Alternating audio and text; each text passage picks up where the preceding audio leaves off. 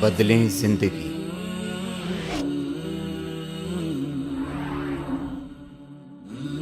زیتون T V.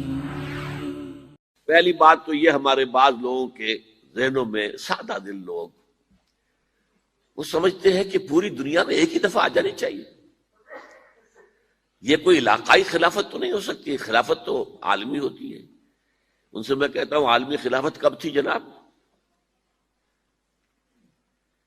یہ تو نہ خلافت راشدہ میں عالمی تھی، کیا ہندوستان شامل تھا اس میں؟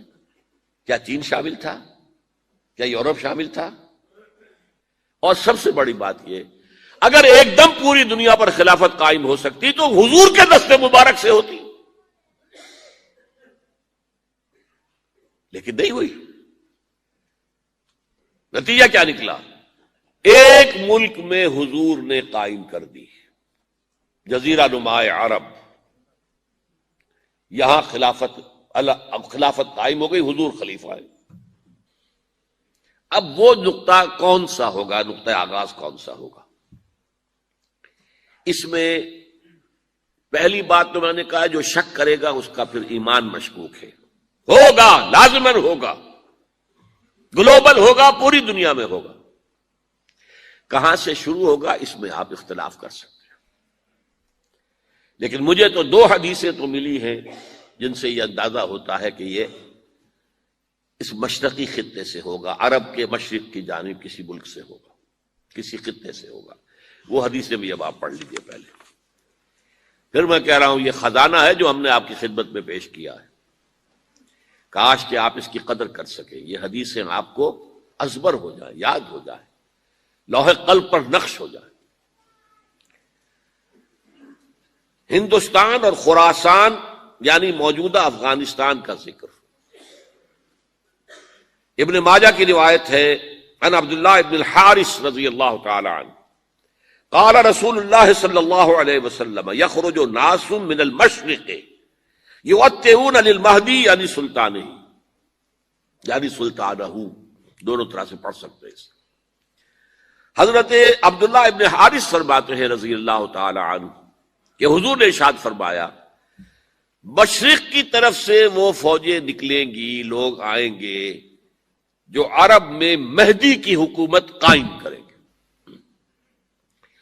یہ مہدی کون ہوں گے اس کا ذکر میں ذرا بعد میں کروں گا، لیکن نوٹ کر لیجئے کہ مہدی سے پہلے لازماً کسی مشرقی علاقے کے اندر وہ نظام قائم ہو چکے گا، تب وہاں سے فوجیں آئیں گی نا۔ یہ مشرق کون سا ہے؟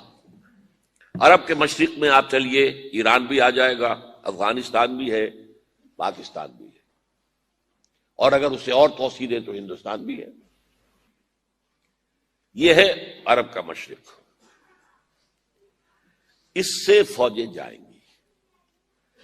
اس کا کیا مطلب ہے کہ اس میں سے کسی جگہ پر نظام خلافت پہلے قائم ہو جائے گا تاکہ وہاں سے فوجیں جائیں گی جو جزیرہ نما عرب میں حضرت مہدی کی حکومت کو قائم کریں گی۔ اب دوسری حدیث سنیے، یہ سنن ابن ماجہ کی حدیث تھی جو میں نے آپ کو سنائی، آپ نے پڑھی۔ دوسری عن ابی ہریرہ رضی اللہ تعالی عنہ، یہ ترمذی شریف کی روایت ہے، قال قال رسول اللہ صلی اللہ علیہ وسلم یخرج من خراسان رایات سود لا يردها شیء حتی تنصب بایلیا، خراسان کے علاقے سے سیاہ جھنڈے لے کر فوجیں آئیں گی، ان کا رخ کوئی موڑ نہیں سکے گا، ان کو پیچھے پھیر نہیں سکیں گے کوئی بھی، یہاں تک کہ وہ یروشلم میں جا کر جھنڈے نصب کر دیں گے۔ ایلیا حضور کے زمانے میں یروشلم کو کہتے تھے۔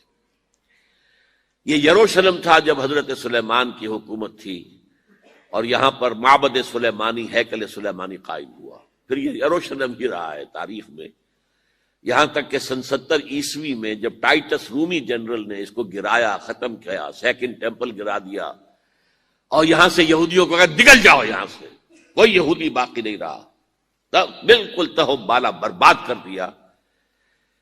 اس کے کوئی 150 سال بعد ہیڈریان، رومن ایمپرر ہیڈریان، اس نے پھر دوبارہ آباد کیا اس شہر کو۔ 150 سال تک یہ بالکل بنجر اور بالکل غیر آباد پڑا تھا. اب ہیڈریان نے جب آباد کیا تو اس کا نام ایلیا رکھا، اب یروشلم نام نہیں تھا. تو حضور کے زمانے میں پھر اس کا نام ایلیا تھا. اور اب اس سے کیا معلوم ہو رہا ہے کہ یہ یروشلم مسلمانوں کے قبضے سے اس وقت نکلا ہوا ہوگا. ایک دفعہ پہلے نکلا تھا، سن 1099 عیسوی میں مسلمانوں کے ہاتھ سے نکلا. کروسیڈرز، عیسائیوں نے آ کر اس کو قبضے میں کیا، لاکھوں مسلمانوں کو مارا، قتل کیا. اس کو 1187 عیسوی میں واپس لیا ہے. کس نے لیا ہے؟ صلاح الدین ایوبی. کرد، عرب کھوکھلے ہو چکے تھے، عربوں نے کھویا، واپس نہیں لے سکے. بہت حکومت کر چکے تھے، 400-500 برس کی حکومت کر کے، اور ان کے عیش اور ان کے آرام، اب ان میں جان نہیں تھی کہ وہ واپس لے سکے. واپس لینے والا گرم کرد خون تھا، صلاح الدین ایوبی. تو گویا کہ اب آپ سمجھئے کہ 88 برس تک عیسائیوں کا قبضہ رہا یروشلم پر. اب 1967 میں یہودیوں نے قبضہ کیا ہے، اور اب 38 برس تو ہو گئے، 88 نہیں تو 38 برس تو ہو گئے ہیں. لیکن وہ دور آئے گا کہ اب پھر لیں گے. لینے والے عرب بھی نہیں ہوں گے، خراسان کے علاقے سے فوجیں آئیں گی. یہ خراسان کیا تھا؟ ایلیا تو میں نے آپ کو بتا دیا، یروشلم کا نام ہے. خراسان اس زمانے میں ایک بہت بڑے ملک کو کہتے تھے. کچھ حصہ پاکستان کا بھی اس میں شامل ہے، کچھ حصہ ایران کا بھی ہے. ایران کے اس حصے کو اب بھی خراسان کہتے ہیں، وہ ایک صوبہ ہے.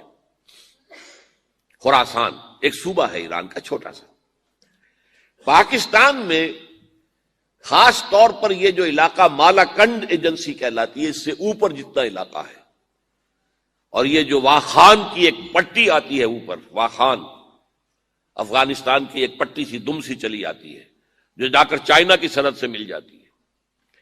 یہاں سے لے کے یہاں تک یہ جو مالاکنڈ کا وہ درہ ہے اور پہاڑ ہے، یہ بھی خراسان کا حصہ ہے. باقی تقریباً 2/3 آف افغانستان ساؤدرن حصہ نہیں ہے خراسان کا حصہ، یہ سیستان کہلاتا تھا، یہ خراسان نہیں ہے. لیکن یہ کہ اوپر کا 2/3 آف افغانستان، اور اس کے ساتھ یہ جو عرب، جو اب یہ ترک ممالک آزاد ہوئے ہیں سوویت یونین کی ڈسولوشن کے ساتھ، یہ سارا علاقہ کہلاتا ہے خراسان بزرگ، دی گریٹ خراسان. ایک مرتبہ ایک یہاں کا جو کاؤنسلیٹ ایران کا، وہ آئے تھے میرے پاس، ان کے ایک اہم آدمی. ان سے میں نے پوچھا خراسان، تو پہلے تو ان کا خراسان ہمارا ایک صوبہ ہے. میں نے کہا نہیں مجھے خراسان. او خراسان بزرگ، وہ جو آپ دی گریٹر خراسان کی بات کر رہے ہیں، وہ یہ تھا. پھر میں نے اور ذریعوں سے بھی تحقیق کی. پہلے خیال تھا کہ پورا افغانستان اس میں شامل ہے، لیکن اب معلوم ہوا کہ نہیں، یہ جو جنوبی حصہ ہے یہ سیستان کہلاتا تھا. کچھ بلوچستان کا حصہ اس میں شامل تھا، اور کچھ یہ جنوبی حصہ افغانستان کا. یہاں سے فوجیں جائیں گی، اور یہ فوجیں جا کر خراسان سے چل کر ایلیا پہنچیں گی، یروشلم پہنچیں گی، اور اپنے جھنڈے گاڑ دیں.